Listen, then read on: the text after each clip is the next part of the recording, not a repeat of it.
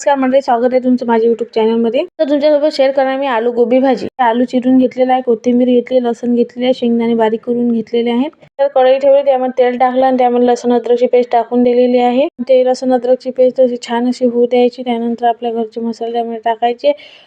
लाल तिखट टाकलेला आहे, हळद टाकलेली आहे, गरम मसाला टाकून दिलेला आहे. नंतर जे शेंगदाणे बारीक करून घेतलेले आपण ते पण आपल्याला टाकून द्यायचे आहे. तुम्हाला जेवढे लागते तेवढे तुम्ही टाकू शकता. नंतर आपण कोथिंबीर बारीक केलेली आहे ते पण टाकून द्यायची. ते टाकल्यानंतर थोडंसं पाणी टाकून द्यायचं, ते होऊ द्यायचं, म्हणजे आपल्या भाजीला छान अशी तरी येऊन जाते.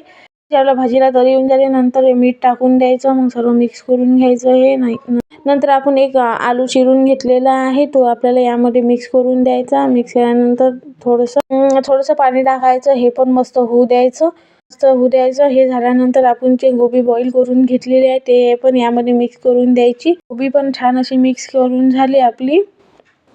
तुम्हाला माझे व्हिडिओ आवडल्यास लाईक, शेअर, सबस्क्राईब करायला विसरू नका. एक वेळ अशी भाजी नक्की करून पहा. खूप छान आणि खूप टेस्टी भाजी आपली होते. काय करायचं, त्याच्यात गोबी आपण आलू टाकून दिला, त्यामध्ये थोडंसं पाणी टाकायचं. पाणी टाकल्यानंतर वरून अशी कोथिंबीर टाकायची आणि झाली आपली भाजी.